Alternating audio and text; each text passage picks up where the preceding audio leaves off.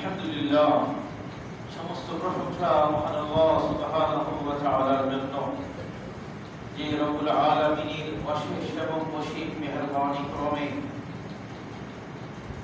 আমরা সুস্থ রয়েছি, ভালো রয়েছি, রব্বুল ইজ্জাতের ইবাদত করার সুযোগ লাভ করেছি। মাআযাল হাজিরিন, আপনারা জানেন আমরা যে সময়টিতে রয়েছি তা হলো যুলকাদা মাস। খুব শীঘ্রই আমাদের কাছে যুলহিজ্জা মাস চলে আসবে। রব্বুল ইজ্জাত আমাদের জীবনের গুনাহ খাতাগুলো মাফ করার জন্য, মাফ করে দেওয়ার জন্য এবং তারই প্রিয় ভাজন হওয়ার সুযোগ দেওয়ার লক্ষ্যে কতগুলো মৌসুম, কতগুলো বিশেষ সুযোগ রব্বুল ইজ্জাত দান করেছেন। উদ্দেশ্য হলো আমরা যেন এই দিনগুলোকে কাজে লাগিয়ে আমাদের পাপ গুনাহগুলোকে ক্ষমা করিয়ে নিতে পারি আর আল্লাহর সন্তুষ্টি লাভ করতে পারি। যুলহিজ্জা মাসের প্রথম 10টা দিন রব্বুল ইজ্জাত এই দিনগুলোকে এত দাম, এত মূল্য দিয়েছেন যার সমতুল্য আর হয় না। আল্লাহ রাব্বুল আলামিন কোরআন মাজিদে বেশ কিছু কিছু বিষয়ের শপথ করেছেন। রব্বুল আলামিনের জন্য তার সৃষ্টিকে ধরে শপথ করা বৈধ, কিন্তু আমাদের জন্য আল্লাহ ছাড়া আর কারো শপথ করা যায় না, সেটা শিরকের মধ্যে গণ্য। আল্লাহ কেন শপথ করেন? আল্লাহ শপথ করেন মানুষের চোখ খুলে দেওয়ার জন্য, মানুষের বিবেককে জাগ্রত করার জন্য, আল্লাহর এই সৃষ্টিগুলোকে মানুষের সামনে তুলে ধরে মানুষকে বোঝানোর জন্য। আর মানুষ শপথ করার কথাটাকে বেশি গুরুত্ব দেয়। আল্লাহ তাআলা এত অপরিসীম দয়াবান, রব্বুল ইজ্জাত মানুষের এই স্বভাবের বিষয়টাকে সামনে তুলে ধরেছেন আর শপথ করে করে মানুষকে বোঝাচ্ছেন। রব্বুল আলামিন বলেন, বিসমিল্লাহির রহমানির রহিম, ওয়াল ফাজরি ওয়া লায়ালিন আশর। আমি আল্লাহ শপথ করতেছি ফজরের শপথ। ফজরের শপথ, ফজর আমরা জানি, ফজর, ফজরের সালাত আমরা আদায় করি। রাত থেকে দিনের প্রবেশ দ্বার হলো এই ফজর। সুস্পষ্ট এই ফজরের মধ্য দিয়ে মানুষ সমুজ্জ্বল দিনে পদার্পণ করে। আল্লাহ তাআলা এই ফজরের শপথ করেছেন। ফজরের মর্যাদা এটা বলতে গেলে আরো অনেক সময় লাগবে। ফজরের মর্যাদা কি আছে শুধু একটা কথা বলি। আল্লাহর নবী সাল্লাল্লাহু আলাইহি ওয়াসাল্লাম বলেন যে রাকাতাল ফজরে খায়রুম মিনাদ দুনিয়া ওয়া মা ফিহা। ফজরের 2 রাকাত সুন্নাত সালাত, ফজরের 2 রাকাত সুন্নাত নামাজের দাম কত? আল্লাহর নবী বলেন রাকাতাল ফজরে খায়রুম মিনাদ দুনিয়া ওয়া মা ফিহা। গোটা পৃথিবী আর পৃথিবীর মাঝে যা আছে তার চাইতে শ্রেষ্ঠ হলো ফজরের 2 রাকাত সুন্নাত নামাজ। সুবহানাল্লাহ, এটা সহিহ মুসলিমের হাদিস, বিশুদ্ধ হাদিস। তাহলে বুঝে নেবেন ফজরের দাম কত। সুবহানাল্লাহ বলেন, ইন্না কুরআনাল ফজর, ইন্না কুরআনাল ফজর কানা মাশহুদা। ফজরের কোরআন যখন পড়া হয় আল্লাহর ফেরেশতারা ওই সময়ে হাজির হয়। আল্লাহর ফেরেশতারা সাক্ষী হয়, আল্লাহর ফেরেশতারা ওই সালাতে শামিল হয়। এই ইন্না কুরআনাল ফজর কানা মাশহুদা এর আরেকটা অর্থ হলো কাল কিয়ামতের ময়দানে ফজরের তেলাওয়াত সাক্ষী হবে।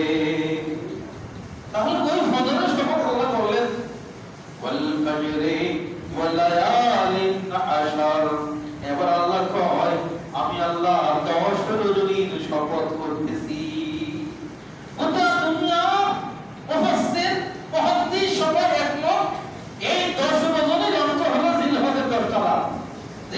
প্রথম 10টা দিন আল্লাহ তাআলা দিন দিয়ে রাত দিয়ে দিনটা 24 ঘন্টা বোঝায়, দিন হলো দিনটা 24 ঘন্টা বোঝায়। হ্যাঁ, ওয়ালায়ালিন আশর, আল্লাহ বলেন আমি আল্লাহ এই 10 রজনীর শপথ করতেছি।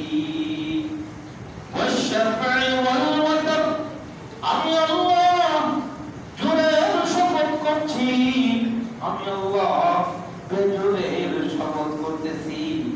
এখানে জোর হলো 10 তারিখ কুরবানির দিনের কথা আল্লাহ বলেছেন। ওয়াল ওয়াতর, ওয়াতর মানে বেজর, বেজর মানে 9 জিলহজ আরাফার কথা আল্লাহ বলেছেন। কয়টা শপথ একসঙ্গে আল্লাহ করলেন? এই দিন হলে 10টা দিন নিয়ে 10 রজনীর শপথ, জুনের 10 তারিখের শপথ, বেজরের 9 জিলহজের শপথ, 3টা শপথ আল্লাহ করলেন। কেন আল্লাহ এই দিনগুলোর দাম এত দিলেন? ইবনে আব্বাস রাদিয়াল্লাহু তাআলা আনহু বলেন, قال رسول الله صلى الله عليه وسلم, আল্লাহর নবী বিশ্বনবী বলেন, মা মিন আইয়ামিন আল আমালুস সালিহু ফিহা আহাব্বু ইলাল্লাহি হাযিহিল আইয়াম, ইয়ানি আল আইয়াম আল আশর। আল্লাহর নবী বলেন, আল্লাহর নবী বলেন, মা মিন আইয়ামিন, আল্লাহর যত দিনগুলো আছে, আল্লাহর যত দিবস রজনী আছে, আল আমালুস সালিহু ফিহা, ওই দিবস রজনীগুলোর মাঝে নেক আমল করা আহাব্বু ইলাল্লাহি, আল্লাহর কাছে এত প্রিয় হবে না। যত দিন রাত আছে তার মাঝে বান্দা নেক আমল করে, সৎ আমল করে, এই নেক আর সৎ আমল তার এত প্রিয় হয় না।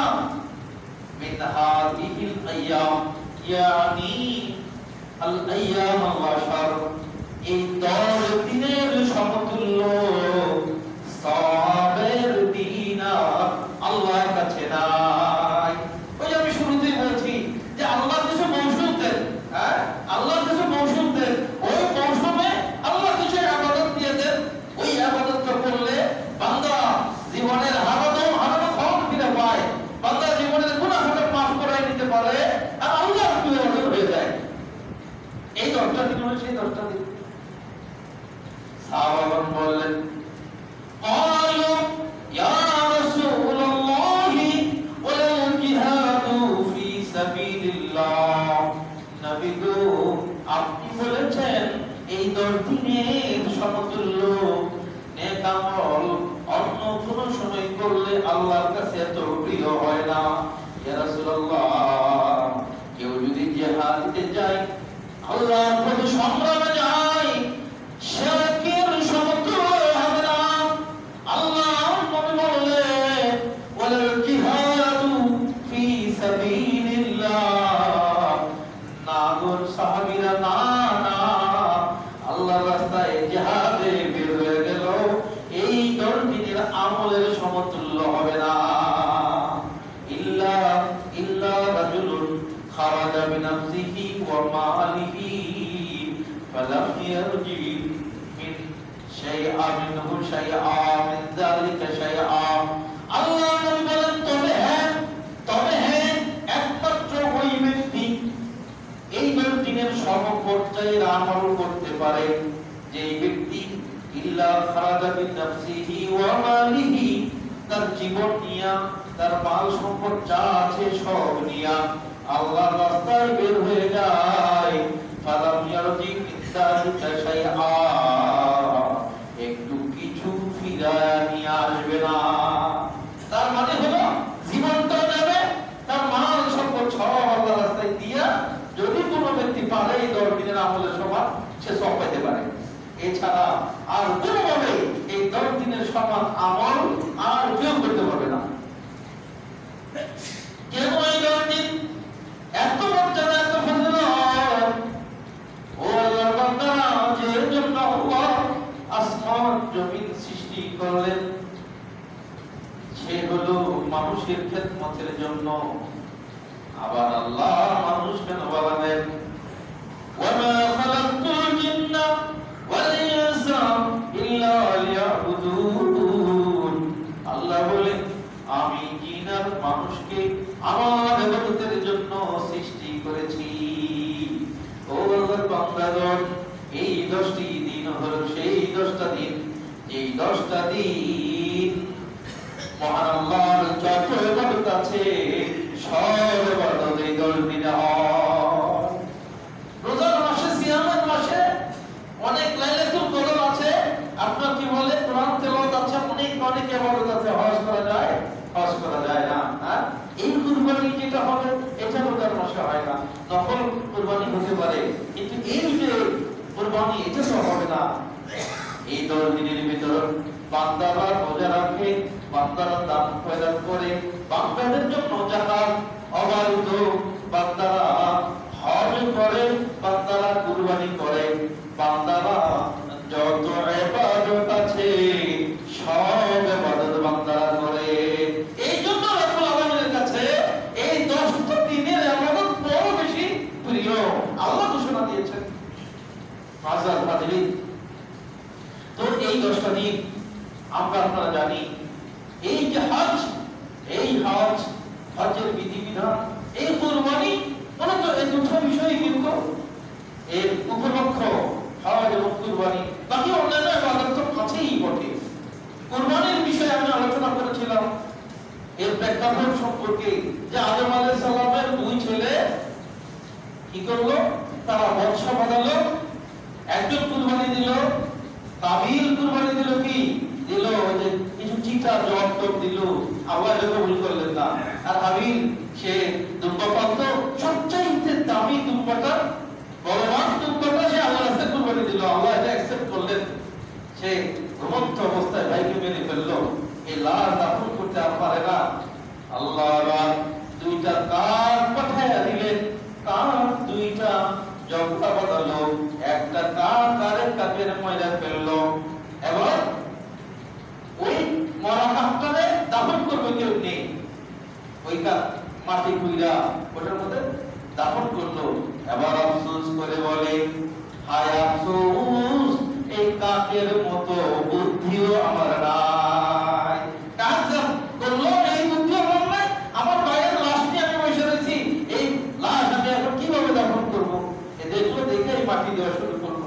তিনি ভাবছি মন্ডলী, তো আমি হাদিস বলছিলাম যে কিয়ামত পর্যন্ত যত হত্যা খুন হবে, এই সমস্ত হত্যা খুনের একটা অংশ সমপরিমাণ গুনাহের ভাগিদার ওই কাবিল হবে, যে প্রথমে হত্যা করেছিল। এছাড়া কুরবানি বিধান সম্পর্কে, কুরবানি আমাদের মাঝে যে আসলো, এই কুরবানির প্রেক্ষাপট এটাও আমরা আপনারা অবগত আছেন।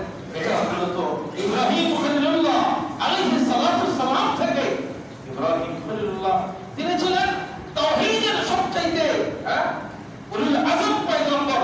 তাওহীদের জন্য তিনি পিতা মাতা কি বলে গোটা সমাজ, এমনকি রাষ্ট্রনায়ক, গোটা জাতির বিরুদ্ধে একাই লড়েছিলেন। নমরুদের বিরুদ্ধে একাই তার সংগ্রাম। আল্লাহ বলেন, ইন্না ইব্রাহিমা কানা উম্মাতান কানিতান লিল্লাহি হানিফা ওয়া লাম ইয়াকুন মিনাল মুশরিকিন। ইব্রাহিম পয়গম্বরের সংগ্রামটা কেমন ছিল? আল্লাহ বলেন, ইন্না ইব্রাহিমা কানা উম্মাতান কানিতান লিল্লাহ। ইব্রাহিম একাই ছিল একটা জাতি, একাই সংগ্রামী, একাই একটা জাতি। গোটা কওমের বিরুদ্ধে সংগ্রাম করেছে, গোটা জাতির বিরুদ্ধে সংগ্রাম করেছে। ইন্না ইব্রাহিমা কানা উম্মাতান কানিতান লিল্লাহ। একনিষ্ঠভাবে আল্লাহর একটা জাতি, একা। আমরা অনেক সময় মনে করি যে আমি সত্যের উপরে থাকলে কি সমাজ তো উল্টা, নিজেরাই যখন মনে হয় যে আমি ভুলের মাঝে আছি। না, আপনি যদি হকের উপরে থাকেন, আপনি একাই একটা সমাজ, সমাজের সব মানুষ যদি অন্যায় করে তারা ভ্রান্তির মাঝে আছে। আপনি হকের উপরে একাই হলেন একটা জাতি। আল্লাহ তাআলা ইব্রাহিম খলিলুল্লাহকে একাই একটা জাতি বলে ঘোষণা দিয়েছেন। আনা ইব্রাহিম উম্মাতান কানিতান লিল্লাহি হানিফান ওয়া লাম ইয়াকুন মিনাল মুশরিকিন। তিনি মুশরিকদের অন্তর্ভুক্ত ছিলেন না। জাতির লোকের মূর্তি পূজা করে। বাবার নাম আসল নাম ছিল তারেক, আজব নামক মূর্তির পূজা করত। এই জন্য এত ভক্তি, এই কারণে তার নামও আজব হয়ে গেছিল। এটা তো উপাধি হয়ে গেছে আজব। আল্লাহ রাব্বুল আলামিন বলেন وَإِذْ قَالَ إِبْرَاهِيمُ لِأَبِيهِ آزَرَ يَا أَبَتِ। ইব্রাহিম আলাইহিস সালাম তার বাবাকে ডাক দিয়ে বলল, হে বাবা, আপনি কেন এই মূর্তি পূজা করেন? এই মূর্তি পূজা আপনি করেনটা কেন? আপনি এই মূর্তি পূজা ছেড়ে দেন। قال إبراهيم لأبيه آزر أتتخذ أصناما آلهة إني أراك وقومك في ضلال مبين। বাবা গো, আমি দেখতে পাচ্ছি আপনি আর আপনার গোটা সমাজ সুস্পষ্ট বিভ্রান্তির মাঝে আছেন। এবার আল্লাহ বলেন وَكَذَلِكَ نُرِي إِبْرَاهِيمَ مَلَكُوتَ السَّمَاوَاتِ وَالْأَرْضِ وَلِيَكُونَ مِنَ الْمُوقِنِينَ। আমি ইব্রাহিমকে আমার আসমান রাজি আর জমিন পৃথিবী ভূমণ্ডল নবমণ্ডলের আমি আল্লাহর ওয়াহদানিয়তের, আমি আল্লাহর একত্বের নিশানা আমি ইব্রাহিমকে দেখাইছি। وكذلك نري إبراهيم ملكوت السماوات والأرض وليكون من الموقنين। ইব্রাহিম সেই কারণে সত্যিই ইমানের উপরে। আরে বলে কি কিসের পূজা করা করে? সূরা মারিয়ামে আল্লাহ বলেন وَإِذْ قَالَ إِبْرَاهِيمُ ইব্রাহিম নিজের ব্যাপারে ডাকতে বলে ইয়া আবাতি লিমা তা'বুদু মা লা ইয়াসমাউ ওয়া লা ইউবসিরু ওয়া লা ইউগনি আনকা শাইআ। ও বাবা, কেন আপনি ওই জিনিসের পূজা করেন মা লা ইয়াসমাউ, যেটা শুনে না, ওয়া লা ইউবসিরু, চোখে দেখে না, ওয়া লা ইউগনি আনকা শাইআ, আপনার কোনো উপকার করতে পারে না। আরে এটা মাবুদ হয় কেমনে? যেটা নিজে চোখে দেখে না, কানে শুনে না, কোনো উপকার করতে পারে না, ওটা আবার মাবুদ হয় কেমনে? হ্যাঁ, আরে এইভাবে ইব্রাহিম ডাকতে বলেন বাবা গো, আমি শর্ত নিয়ে এসেছি, আপনি আমার কথা শোনেন। ইয়া আবাতি লা তা'বুদিশ শাইতান ইন্নাশ শাইতানা কানা লির-রাহমানি আসিয়্যা। বাবা গো, আপনি শয়তানের পূজা করেন না, নিশ্চয়ই শয়তান হলো আল্লাহর বড় নাফরমান। গোটা পৃথিবীর মাঝে যত আল্লাহর পূজা হচ্ছে, সেটা বলেন আপনি মূর্তির পূজা বলেন, কবরের পূজা বলেন, মরার পূজা বলেন, পীরের পূজা বলেন, ফকিরের পূজা বলেন, সব হলো শয়তানের পূজা। সব শয়তানের পূজা। ওই যে আপনার সমাজে গাঠি দেয় না, হ্যাঁ, কই জিলমুত হাজির করে তারা ভোগ সামগ্রী দেয়, এটাও শয়তানের পূজা। ওই মূর্তি, ওই কি বলে গায়রুল্লাহ, এই গাছুই এই শয়তান, সব এক গায়রুল্লাহ। আপনি মনে করেন না আপনি মুসলমান বলে আপনি পার হয়ে যাবেন, যা নিজে লা ইলাহা ইল্লাল্লাহ বলে আপনি পার হয়ে যাবেন, হবে না। গায়রুল্লাহর পূজা করবেন তো আপনি মুশরিক। আল্লাহ হাজির ইব্রাহিম খলিলুল্লাহ বলেন ও শয়তানের পূজা করেন না, এই শয়তান রহমান আল্লাহর বড় নাফরমান। বাবা গো, আপনি আমার কথা শুনেন, আপনি হিসাবের দিনে নাজাত আপনি পাবেন। বাবা কি কয়? আরাদিব আল্লাহ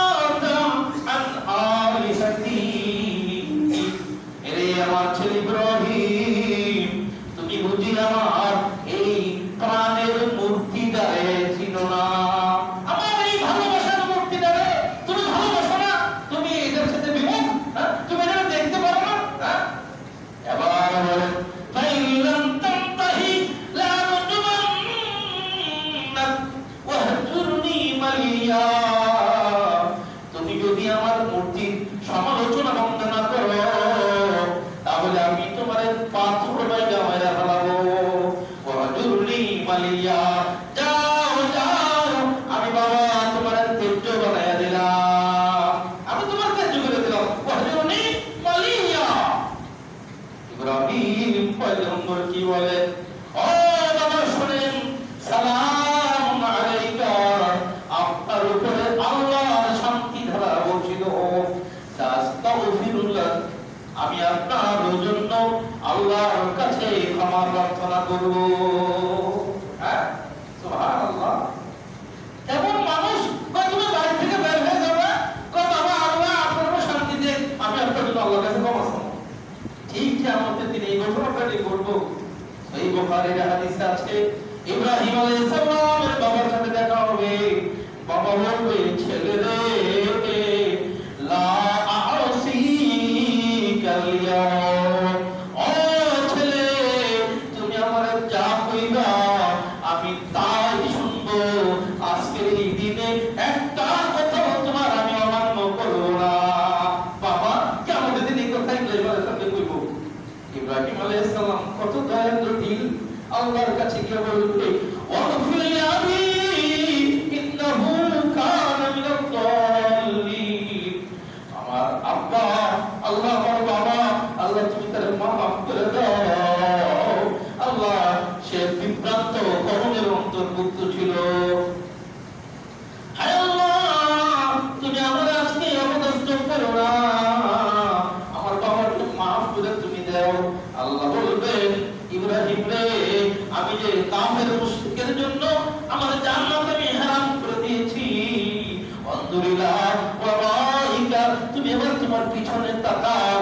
ইব্রাহিম পিছনের দিকে তাকাবে, বাইদা হুয়া বিদিবহিন মুতালাফিকিন, এবার দেখবেন ইব্রাহিম একটা জন্তু, ওই জন্তুটা ব্যাগে কাদায় লন্ডভন্ড, ফাউকিদা বিকাওয়াইবিহি ফায়ুলকা ফিন্নার, ওটা চার হাত পায়ে ফেরেশতারা ধরবে, ফায়ুলকা ফিন্নারে, তারপরে জাহান্নামের মাঝে নিক্ষেপ করা হবে। কে? ইব্রাহিম আলাইহিস সালামের বাবা। লাভ হলো না?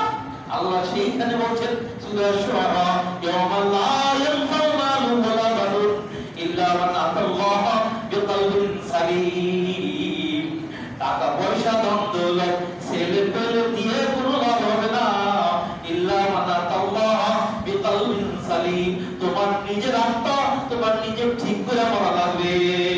আর তা না হলে কি ছেলে মরাশা বলে কাজ হবে না? হ্যাঁ, ছেলে আল্লাহ বলা হলে কাজ হবে না। তুমি হলে দুনিয়া খারাপ, আর ছেলে আল্লাহ বলা হবে, কাজ হবে না। তোমার ভালো হয়ে তারপরে মরা লাগবে। আজ বলতেছিলাম, ইব্রাহিম আলাইহিস সালাম বাবার সাথে সংগ্রাম করেছেন, মিল্লাতের সাথে সংগ্রাম করেছেন। তার রাষ্ট্রনায়ক নমরুদের সাথে এবার তিনি বসেছেন, বসে এবার ইব্রাহিম বলছেন, ইন্নাল্লাহ, ও নমরুদ শোনো, আমার আল্লাহ কি করেন, আল্লাযী ইউহয়ী ওয়া ইউমীত, আমার আল্লাহ জীবন দেয় মরণ দেয়। ও শয়তান কি করলো? শয়তান জেলখানা থেকে একটা লোক লেগে আনলো, কত বড় জীবন দেয় মরণ দেয়, ফাঁসি কাষ্টে ঝুলবে, তাদের ছেড়ে দিয়ে কয়, এই দেখো আমি মরণ থেকে বাঁচাইয়া দিলাম। আবার নিরপরাধ মানুষের বাইরে কয়, এই দেখো আমি মারলাম। ইব্রাহিম আলাইহিস সালাম চিন্তা করলেন, এই যে বড় ভয়ঙ্কর ভণ্ড। ইব্রাহিম আলাইহিস সালাম এবার বললেন, ফাইন্নাল্লাহ ইয়াতি বিশ-শামসি মিনাল মাশরিকি ফাতি বিহা মিনাল মাগরিবি, ও নমরুদ, তুমি তোমাকে একটা দেখাইলা, তোমার মতো তুমি দেখাইলা, আসলে তো তা কথা নয়, এটা তো প্রকৃত জীবন দেওয়া নয়, এটা প্রকৃত মরণ দেওয়া নয়।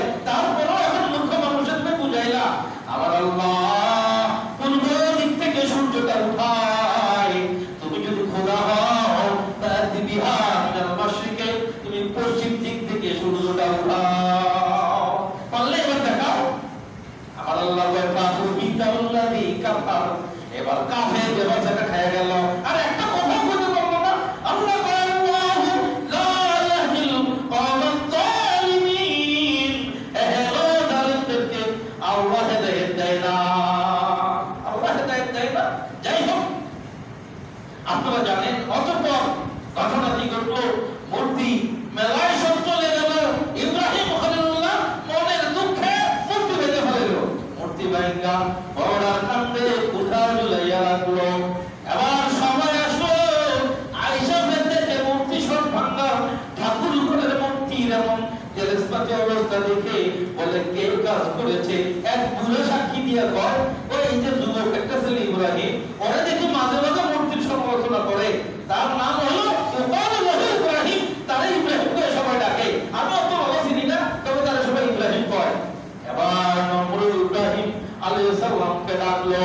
হাজার হাজার মানুষ ইব্রাহিম খলিলুল্লাহ বললেন, বাল ফাআলাহু কাবীরুহুম ফাসআলুহু ইন কানু ইয়ানতিকুন। মিথ্যা ইব্রাহিম বলে, কই আরে বড় নামছে শক্তি, ওই জিজ্ঞাসা করো, শক্তিকে জিজ্ঞেস করো না কেন নামছে? তারা কয়, ইব্রাহিম তুমি তো জানো আমাদের মূর্তিরা কথা কইতে পারে না। ইব্রাহিম কয়, উফিল লাকুম লিমা তা'বুদুন, আফসোস তোমাদের জন্য, আর যেইগুলোর পূজা তোমরা করো সেইগুলোর জন্য বড় আফসোস। নিজে প্রোটেকশন করতে জানে না, নিজেরা নিজে বাঁচাইতে পারে না, কথা বলতে পারে না, কেন মারছে কেন মারছে এই সাক্ষীটা পর্যন্ত দিতে পারে না। তোমরা যারা, তারা তো কোনো যুক্তি শুনে না, অগ্নিকুণ্ড বানাও, সেইখানে ইব্রাহিমের পোড়া লাগবে। বিশাল অগ্নিকুণ্ড বানাইল। কত বড় অগ্নিকুণ্ড, আসমান পর্যন্ত কোন পাখি উড়াও দেওয়ার পর্যন্ত ক্ষমতা ছিল না, এমন আগুন জ্বালাইছে। হ্যাঁ, ওই আগুনে ফেলানো তো যায় না, দূর থেকে ওই আগুনের কাছে আসা যায় না।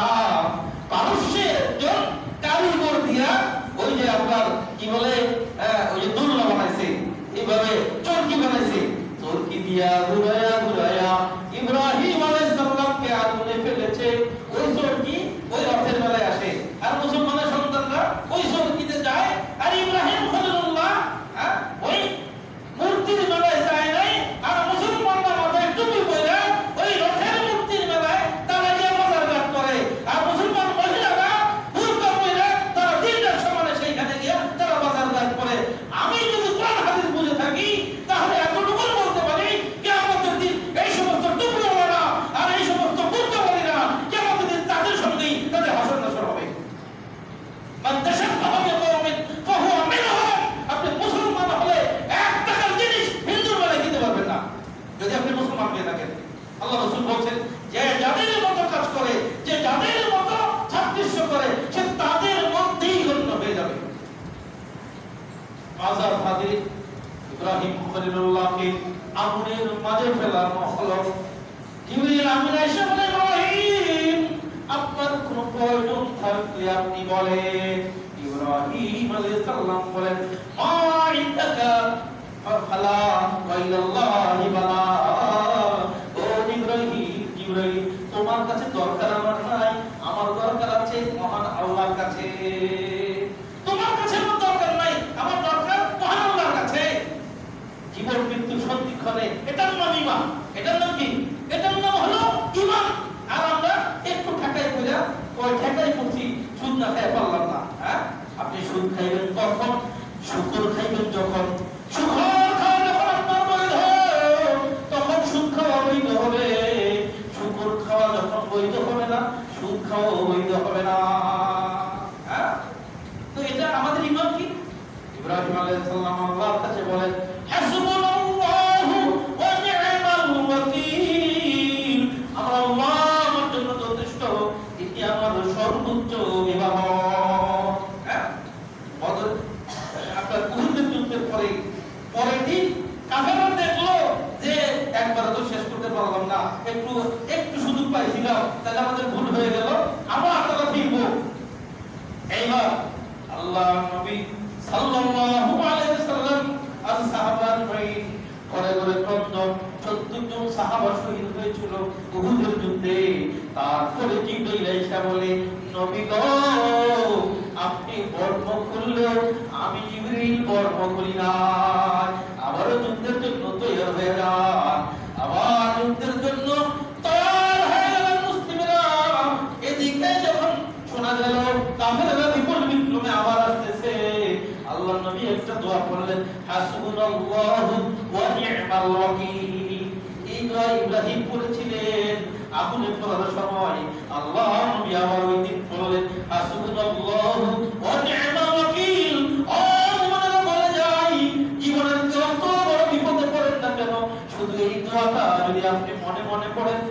আল্লাহ আপনার বিপদ থেকে উদ্ধার করবেনই করবেন। হাসবুনাল্লাহু ওয়া নি'মাল ওয়াকিল। এই দোয়াটা পড়বেন, হাসবুনাল্লাহু ওয়া নি'মাল ওয়াকিল। ছোট্ট একটা দোয়া, এতটুকু দোয়া আপনি পড়বেন। মুআজ্জাল হাফিজ ইব্রাহিম খলিলুল্লাহ আগুনে নিপতিত হলেন। মহান আল্লাহ আগুনকে ডাক দিয়ে বললেন, ইয়া নারু কুনি বারদাও ওয়া সালামান আলা ইব্রাহিম। আগুন রে আমার ইব্রাহিমের উপরে শান্তিদায়ক ঠান্ডা হয়ে যা। আগুনের ক্ষমতা আছে, আল্লাহ বলেন আপনাকে একটা করবে। ইব্রাহিম আলাইহিস সালাম 40 দিন পরে আগুন থেকে বের হইলেন। বের হইয়া মুখটা মুছেছেন, হাত তুলেছেন, আমার জীবনে এত শান্তিতে দিন কাটাই নাই, এত শান্তিতে দিন কাটাই নাই।